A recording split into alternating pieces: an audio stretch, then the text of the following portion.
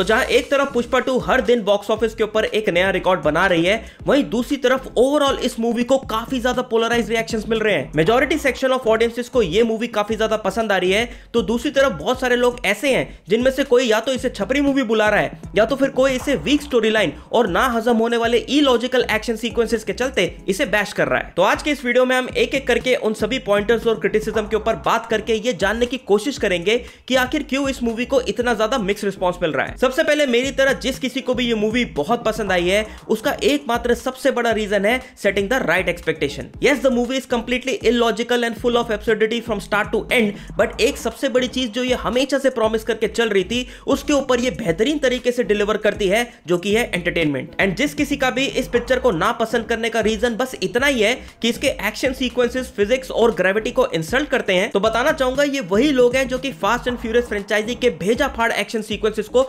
चटकारे ले लेकर एंजॉय करते हैं विदाउट एनी कंप्लेन। मतलब वो करे तो चमत्कार, लेकिन हम करे तो अखंड चुतिया। जिस तरह से हम किसी भी माइंडलेस हॉलीवुड एक्शन मूवी को एंजॉय करते हैं, ठीक उसी तरह से पुष्पा 2 को भी एंजॉय करने का सबसे बेस्ट तरीका यही है कि आप अपने दिमाग के शटर को पूरी तरीके से बंद कर दो and surrender completely to the absurdity. क्योंकि ऐसी पिक्चरों से एक इंटेलिजेंट सिनेमा की उम्मीद करना ठीक वैसा ही है जैसा कि शेर के सामने खड़े होकर ये एक्सपेक्ट करना कि वो मुझे ना खाए। आई एग्री, मूवी बहुत सी जगहों पर सुपर क्रिंज फील होती है, बट वो क्रिंजी मूवमेंट्स भी ऐसे नहीं है जो कि आपको इरिटेट या फिर पेशेंस टेस्ट करते हैं, बल्कि वो भी आपको फुल टू मजा देते हैं। Once again setting the right expectation is the key. और जिस तरह से ये मूवी बॉक्स ऑफिस के ऊपर कहर मचा रही है, उससे फिर एक बार ये पॉइंट साबित हो जाता है कि आज की डेट में लोगों को थिएटर्स में सिर्फ इसी तरीके का larger than life entertaining cinema देखना ही पसंद है, जो कि कुछ टाइम के लिए उन्हें बिना अपना दिमाग चलाए उनके डेली रूटीन के स्ट्रेस से निजात दिला दे। एंड उस लेवल का एंटरटेनमेंट प्रोवाइड करने का काम ये मूवी काफी अच्छे ढंग से करती है, जो भले ही स्टोरी और प्लॉट के मामले में हल्की हो,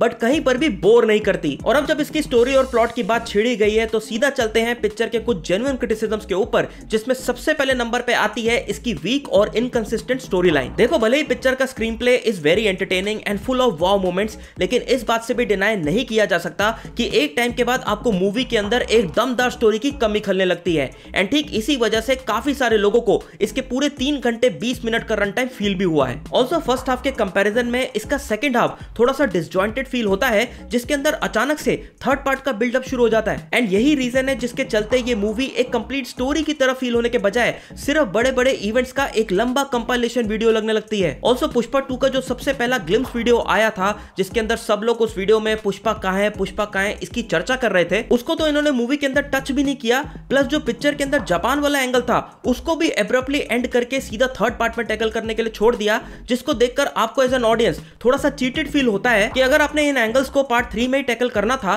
तो फिर आपने इन सभी सीन्स को पार्ट 2 के प्रमोशनल मटेरियल्स में क्यों दिखाया। दूसरा मेजर क्रिटिसिज्म जो इस मूवी को मिल रहा है, वो है फाफा यानी कि फहद फाजिल के कैरेक्टर को लेकर, जहां बहुत लोगों का यह मानना है कि अल्लू अर्जुन ने फहद की एक्टिंग से इनसिक्योर होकर सेकंड पार्ट में उनके कैरेक्टर को ना ही सिर्फ कार्टूनिश बना दिया, बल्कि मूवी के अंदर उस कैरेक्टर को ह्यूमिलेट भी किया। इस पर मेरा यह मानना है कि फहद ना ही सिर्फ एक जबरदस्त एक्टर है, बल्कि एक समझदार इंसान भी हैं, जिन्हें आई एम श्योर इस स्क्रिप्ट को पढ़ते समय इस बात का बहुत ही अच्छे तरीके से अंदाजा लग गया होगा कि वो क्या साइन करने जा रहे हैं। और अगर ऐसी बात होती कि स्क्रिप्ट के टाइम पे उस कैरेक्टर का ग्राफ कुछ और दिख रहा था एंड फिर शूटिंग के टाइम पे वो कैरेक्टर कुछ और ही बन गया, तो फिर उस चीज को भी फहद डेफिनेटली कॉल आउट करते। और जहां तक है, फहद जैसे एक्टर्स बेकार के ईगो ट्रिप में पड़ने के बजाय सिर्फ और सिर्फ अच्छे कैरेक्टर्स को प्ले करने में यकीन रखते हैं, इररिस्पेक्टिव ऑफ द लेंथ। भाई, अगर पिक्चर का टाइटल ही पुष्पा है, तो उसके सामने आप कोई भी एक्टर खड़ा कर लो, वो एनीवे साइडलाइन हो ही जाएगा, बिकॉज अल्टीमेटली आपको पुष्पा को ही एंड में हीरो बनाकर दिखाना है। मुझे पर्सनली फहद के कैरेक्टर की राइटिंग मूवी के अंदर एकदम ठीक लगी,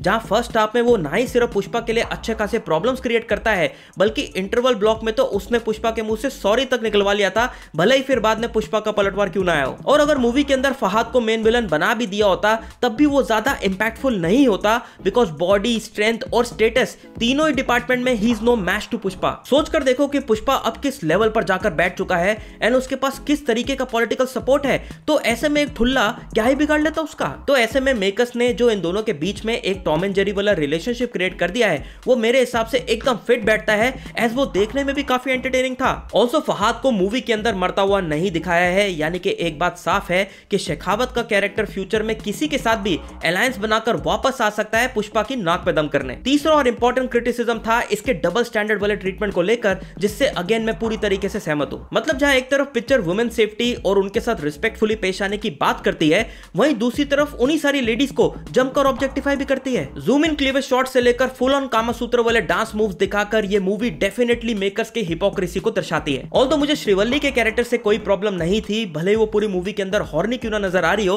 बिकॉज वो मियां बीवी के बीच का आपस का बॉन्ड है एंड वो हर घर की कहानी है, बट ऑब्जेक्टिफिकेशन को सर्टेनली चेक में रखा जा सकता था। आखिर में बस इतना बोलना चाहूंगा कि जिस तरीके से एक इंटेलिजेंट और मीनिंगफुल सिनेमा जरूरी है, ठीक उसी तरीके से एक माइंडलेस मसाला मूवी का बनना भी बहुत जरूरी है, बशर्ते वो एंटरटेनिंग हो। पुष्पा 2 दूर दूर तक कोई मास्टरपीस या फिर लॉजिकल मूवी नहीं है एंड ऐसा होने का ये कोई दावा भी नहीं ठोकती, इसलिए मेरी एक्सपेक्टेशन इस मूवी को लेकर हमेशा से एकदम सॉर्टेड थी, जिसकी वजह से मैंने इसको बहुत एंजॉय किया। हैविंग सेड दैट, पुष्पा 2 के मेकर्स को एक बात बहुत अच्छे तरह से समझने की जरूरत है कि जैसे एक ही लॉलीपॉप को दिखा दिखाकर आप किसी भी बच्चे को बार बार लुभा नहीं सकते, ठीक उसी तरीके से सेम चीजें दिखा दिखाकर आप किसी भी ऑडियंस को बार बार एंटरटेन नहीं कर सकते। इसलिए उनके लिए बेटर होगा कि पुष्पा 3 द रैम्पेज बनाते समय वो पार्ट 2 के सभी क्रिटिसिज्म को अपने ध्यान में रखें और फिर से सिर्फ over the top action sequences के सहारे बैठकर एक और कैश ग्रैब बनाने के बजाय एक अच्छी स्टोरी लाइन के साथ फाइनली पुष्पा फ्रेंचाइजी को अच्छे तरीके से खत्म कर दो। तो बस आज के लिए इतना ही। अगर वीडियो थोड़ा सा भी अच्छा लगा हो तो फिर लाइक शेयर एंड सब्सक्राइब करना मत भूलना। बाकी मिलते हैं नेक्स्ट वीडियो में, तब तक के लिए देखते रहिए खुशहाल के विचार।